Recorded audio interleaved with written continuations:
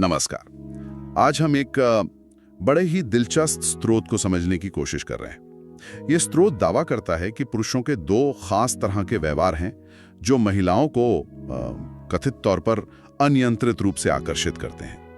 मतलब ऐसा आकर्षण जिसे वो रोक नहीं पाती। ये स्रोत पता नहीं कोई स्क्रिप्ट है या शायद कोई लेख, ऐसा लगता है। हाँ, लगता तो ऐसा ही है, जैसे महिला मनोविज्ञान के कुछ खास पहलुओं को पकड़ने की कोशिश कर रहा हो। बिल्कुल। और देखिए, आज हमारा काम सिर्फ ये समझना है कि स्रोत में क्या लिखा है। जो दावे हैं, जो तर्क दिए गए हैं, हम बस उन्हें सामने रखने जैसे वो हैं, अपनी तरफ से कुछ जोड़ना या घटाना नहीं। सही। तो ये दो हरकतें हैं कौन सी जिन पे इतना जोर है? स्रोत के मुताबिक पहली है अपनी भावनाओं को खुलकर व्यक्त करना, और दूसरी है जरूरतों को पहले महसूस करना और फिर बिना कहे ही कुछ कर देना। सुनने में तो ये ठीक है, जानी पहचानी बातें लगती हैं, पर स्रोत कहता है इनका एक खास तरीका और असर होता है। तो चलिए खुलते हैं इसे, जरा देखते हैं क्या है इसमें। हाँ, और ये जरूरी है कि हम इसे सही कॉन्टेक्स्ट में देखें। ये स्रोत जो है वो महिला मनोविज्ञान पर एक कह सकते हैं कि एक खास नजरिया पेश कर रहा है, शायद थोड़ा नाटकीय भी। अच्छा। हमारा काम यहाँ ये है कि हम इसी नजरिए को समझें। स्रोत क्या तर्क दे रहा है, क्यों इन व्यवहारों को इतना शक्तिशाली मान रहा है। हम इसका मूल्यांकन नहीं कर रहे, बस इसे समझने की कोशिश कर रहे हैं जैसा ये है। ठीक है, तो पहली हरकत से शुरू करते हैं। स्रोत कहता है अपनी भावनाओं को खुले रूप से व्यक्त करना। हाँ। और स्रोत के हिसाब से इसका मतलब सिर्फ कुछ कह देना नहीं है, बल्कि पूरी ईमानदारी से, बिना डरे लेकिन समझदारी से अपनी भावनाएं सामने रखना। कुछ उदाहरण भी दिए हैं स्रोत ने, जैसे कोई पुरुष अगर ये साफ साफ बताए कि सामने वाले की मौजूदगी मायने रखती है, या ये दिखाए कि वो उनकी बातों को सिर्फ सुन नहीं रहा बल्कि सच में समझ रहा है। हाँ। उसे महसूस करा रहा है कि हाँ, उसे सुना गया, समझा गया। स्रोत कहता है कि इस तरह का खुलापन अगर वो सच्चा है, प्रामाणिक है, तो उसका असर बहुत गहरा होता है, सतही चीजों से कई ज्यादा। और यहीं पे स्रोत एक आप कह सकते हैं कि एक बहुत अहम कड़ी जोड़ता है। क्या? वो इस व्यवहार को सीधे सीधे भावनात्मक सुरक्षा के एहसास से जोड़ता है। अच्छा, सुरक्षा। हाँ, स्रोत का तर्क कुछ ऐसा है कि जब कोई पुरुष अपनी सच्ची भावनाएं, खासकर जो थोड़ी कोमल हो या वल्नरेबल हो, उन्हें बिना किसी बचाव के या बहाने के सामने रखता है, तो महिला के अवचेतन में एक सिग्नल जाता है। क्या सिग्नल? कि ये व्यक्ति भावनात्मक रूप से खुला है, ईमानदार है, इसके साथ मैं सुरक्षित महसूस कर सकती हूँ। स्रोत के मुताबिक ये जो सुरक्षा का एहसास है ना, यही आकर्षण की बुनियाद है। ये दिलचस्प है कि इसे सुरक्षा से जोड़ा जा रहा है, लेकिन स्रोत ये बताता है कि किस तरह की भावनाएं दिखाना सबसे असरदार है। मतलब क्या हर तरह का गुस्सा या दुखड़ा रोना भी इसमें शामिल है, या कुछ खास तरह की अभिव्यक्ति? नहीं, स्रोत यहाँ थोड़ा बारीकी दिखाता है। वो ये नहीं कह रहा कि बस भावनाओं का विस्फोट कर दो। अच्छा। जोर है ईमानदार और समझदारी भरी अभिव्यक्ति पर। जैसे मान लीजिए डर या अनिश्चितता को मानना, खुशी या तारीफ को खुलकर बताना, या अगर किसी बात से दुख हुआ है तो उसे शांति से बताना। स्रोत का इशारा ये है कि भावनाएं सच्ची हों और उन्हें बताने का तरीका सम्मानजनक हो। ऐसा तरीका जो रिश्ते में भरोसा बढ़ाए, न कि उथल-पुथल मचाए। ये दिखाता है कि आप अपनी भावनाओं से भाग नहीं रहे, उन्हें संभाल सकते हैं। तो मतलब स्रोत के हिसाब से ये जो भावनात्मक पारदर्शिता है, वो एक तरह से पुरुष की इमोशनल मैच्योरिटी, मतलब भावनात्मक परिपक्वता भी दिखाती है, और इसी से वो सुरक्षा वाली बात और पक्की होती है। हाँ बिल्कुल, स्रोत का तर्क इसी तरफ जाता दिखता है। वो कहता है कि ऐसी अभिव्यक्ति दिखाती है कि व्यक्ति अपनी भावनाओं को समझता है और उन्हें हेल्दी तरीके से, स्वस्थ तरीके से व्यक्त कर सकता है। ये सिर्फ शब्दों का खेल नहीं है, ये इमोशनल इंटेलिजेंस, भावनात्मक बुद्धिमत्ता का प्रदर्शन है, और स्रोत इसे आकर्षण का एक मुख्य कारण मानता है। और हाँ, ये बात स्रोत बार बार कहता है, ये सब तभी काम करेगा जब भावनाएं असली हों, सच्ची, बनावटीपन नहीं, प्रामाणिकता ही इसकी जान है, ऐसा स्रोत का मानना है। ठीक है, ये पहली हरकत पर स्रोत का नजरिया काफी साफ है। अब आते हैं दूसरी हरकत पर, जिसे स्रोत उतना ही या शायद उससे भी ज्यादा पावरफुल बता रहा है। हाँ, दूसरी वाली। उसकी जरूरतों को पहले महसूस करना, फिर बिना कहे काम करना।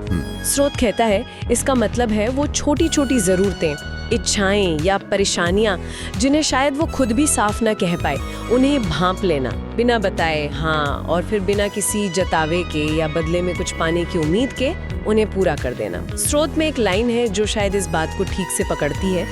वो कहती नहीं, लेकिन वो चाहती है आपका असली ख्याल। अच्छा। उदाहरण भी देता है स्रोत, जैसे मान लीजिए मौसम ठंडा है और वो थोड़ी थकी हुई लग रही है, तो बिना उसके कहे उसके लिए एक कप गर्म पानी या चाय ले आना। या अगर वो किसी काम में फंसी है तो चुपचाप थोड़ी मदद कर देना, जिसके लिए उसने कहा भी नहीं था। स्रोत का तर्क है कि ये छोटे बिना कहे किए गए काम बड़े बड़े शब्दों से ज्यादा असर करते हैं। स्रोत के हिसाब से इसका मनोवैज्ञानिक असर बहुत गहरा होता है, क्योंकि ये दिखाता है कि ध्यान सिर्फ ऊपरी नहीं है या फॉर्मेलिटी नहीं है। हाँ, ये असली देखभाल और समझ को दिखाता है। एक संदेश भेजता है कि मैं तुम्हें सिर्फ सुनता नहीं, मैं तुम्हें समझता हूँ, तुम्हारी जरूरतों पर ध्यान देता हूँ, भले तुम ना कहो। स्रोत के मुताबिक ये एहसास कि कोई आपको इतनी गहराई से समझता है, आपकी परवाह करता है, ये बहुत शक्तिशाली होता है। लेकिन यहाँ एक सवाल है जी। ये बिना कहे काम करना सुनने में तो बड़ा अच्छा लगता है, रोमांटिक। हाँ। पर क्या स्रोत ये सोचता है कि इसमें गलतफहमी भी तो हो सकती है? हो तो सकती है। हो सकता है पुरुष कुछ और समझे, जरूरत कुछ और हो। क्या स्रोत इस बारे में कुछ कहता है? ये बिल्कुल वाजिब सवाल है, लेकिन स्रोत इस रिस्क पर सीधे तौर पर बात नहीं करता है। अच्छा। स्रोत का पूरा जोर इस व्यवहार के पॉजिटिव असर पर है, जब ये सही तरीके से किया जाए। स्रोत जिस तरह से लिखता है उससे लगता है कि वो ये मानकर चल रहा है कि ये जो महसूस करना है ये कोई ऊपरी अंदाजा नहीं है। तो क्या है? ये गहरी समझ या कहिए समानुभूति, एम्पैथी पर आधारित है। मतलब पुरुष ने वाकई जरूरत को सही सही पहचान लिया है। स्रोत के तर्क के हिसाब से ये सही पहचान ही है जो इसे इतना असरदार बनाती है। ये दिखाता है कि आप सिर्फ परवाह नहीं करते, आप समझते भी हैं। और यहीं पर स्रोत वो जेनेटिक आकर्षण वाली बात लाता है ना? ये थोड़ा चौंकाने वाला दावा है। कैसे समझाता स्रोत इसे? हाँ, यही स्रोत एक बड़ा दावा करता है जब वो कहता है कि ये समझ और परवाह जेनेटिक रूप से आकर्षण बढ़ाती है। तो स्रोत का इशारा शायद इस तरफ है कि ऐसे व्यवहार उन गहरी, अवचेतन, शायद विकासवादी, इवोल्यूशनरी इच्छाओं को छूते हैं। अच्छा, कैसी इच्छाएं? जो एक सुरक्षित और देखभाल करने वाले साथी की तलाश से जुड़ी होती हैं। तर्क ये दिया जाता है कि एक ऐसा पार्टनर जो आपकी जरूरतों को समझता है, उन्हें पूरा करता है, वो भविष्य में एक अच्छा प्रोवाइडर, अच्छा प्रोटेक्टर होने का सिग्नल देता है, जो बच्चों की सुरक्षा और देखभाल के लिए जरूरी है।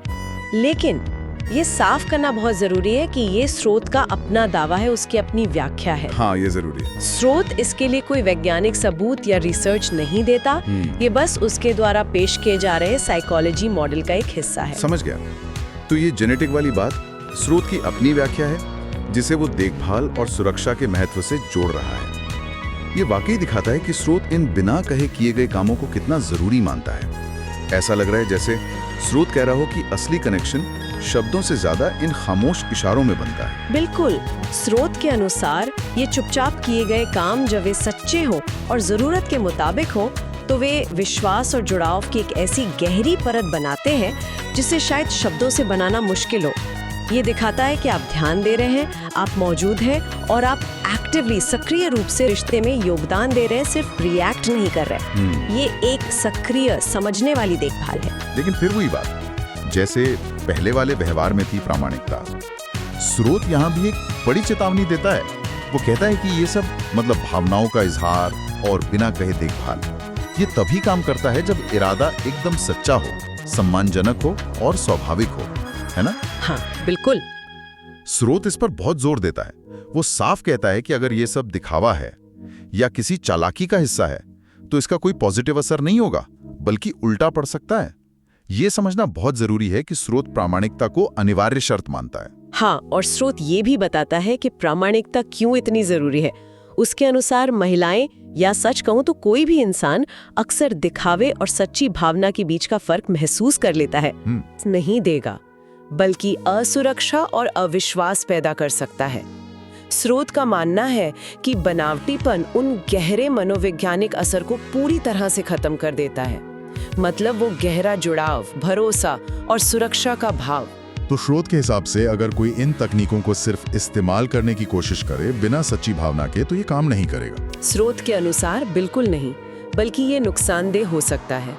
इसीलिए स्रोत कुछ सुझाव भी देता है जो इसी प्रामाणिकता और स्वाभाविक देखभाल से जुड़े हैं। जैसे वो कहता है, अपनी भावनाओं को दबाएं नहीं, पर उन्हें जमीनी हकीकत से जोड़कर यथार्थ रूप में जताएं। इसका क्या मतलब हुआ? मतलब भावनाओं को महसूस करें, उन्हें स्वीकारें, लेकिन जब उन्हें व्यक्त करें तो हालात की सच्चाई का भी ध्यान रखें, ओवर द टॉप ना हो। अच्छा, ठीक है। एक और सुझाव है, उसे सुने, उसे महसूस करें और उसकी भावनाओं की पहली पुकार पर प्रतिक्रिया दें। ये वही एक्टिव समानुभूति वाली देखभाल है जिसकी हमने बात की थी। ये सिर्फ प्रॉब्लम सॉल्व करने के बारे में नहीं है, बल्कि इमोशनल लेवल पर कनेक्ट करने के बारे में है। और आखिर में स्रोत फिर वही बात दोहराता है, कभी कभी सबसे बड़ा असर उस चुपके से किए गए काम में होता है जहां आपका काम बिना कहे उसका ख्याल दिखाता है। स्रोत के अनुसार ये सारे तत्व मिलकर एक ऐसा व्यवहार बनाते हैं जो प्रामाणिक हो, सम्मानजनक हो और कथित तौर पर बेहद आकर्षक हो। तो अगर हम इस पूरी चर्चा को समेटें तो स्रोत का मुख्य तर्क ये है कि दो खास तरह के पुरुष व्यवहार हैं जो कथित तौर पर महिलाओं को अनियंत्रित रूप से आकर्षित करते हैं। पहला, सच्ची भावनाओं की खुली, ईमानदार और समझदारी भरी अभिव्यक्ति जो भावनात्मक सुरक्षा का एहसास दिलाए। सही। और दूसरा, सक्रिय, निस्वार्थ देखभाल का प्रदर्शन, खासकर उन जरूरतों को बिना कहे समझना और पूरा करना जो गहरी समझ और परवाह को दर्शाता है। और इन दोनों की बुनियाद है प्रामाणिकता। एकदम सही कहा। स्रोत इन दो व्यवहारों को एक शक्तिशाली संयोजन, एक पावरफुल कॉम्बिनेशन के रूप में देखता है। वो इन्हें सिर्फ अच्छा व्यवहार नहीं मानता, बल्कि भावनात्मक सुरक्षा और गहरी समझ के ठोस सिग्नल मानता है, और दावा करता है कि यही कॉम्बिनेशन उस तीव्र, शायद जेनेटिक स्तर के आकर्षण का आधार बनता है। और यहाँ श्रोताओं के लिए स्रोत के इन दावों पर आधारित एक सोचने वाला सवाल छोड़ना शायद दिलचस्प हो। हाँ, बिल्कुल। स्रोत इन दो व्यवहारों को खुली भावनाएं और बिना शर्त देखभाल, एक शक्तिशाली संयोजन बताता है। तो सोचने वाली बात यह है, स्रोत के अपने तर्क के अनुसार क्या इनमें से कोई एक व्यवहार अकेले भी उतना ही असरदार हो सकता है, या उनका वो कथित जादुई असर तभी होता है जब वे एक साथ आते हैं? अच्छा सवाल है। स्रोत इन दोनों के आपसी रिश्ते पर, मतलब भावनात्मक खुलेपन और एक्शन बेस्ड देखभाल के बीच के बैलेंस या निर्भरता पर क्या कहता है? ये सवाल हमें स्रोत के मनोविज्ञान मॉडल की गहराई और उसकी अपनी बनावट पर और सोचने के लिए मजबूर करता है। ये वाकई एक गहरा सवाल है जो सीधे स्रोत के विश्लेषण के कोर तक जाता है। क्या ये संयोजन ही असली चाबी है जैसा स्रोत इशारा कर रहा है? इसी विचार के साथ हम आज की इस स्रोत आधारित चर्चा को यहीं समाप्त करते हैं।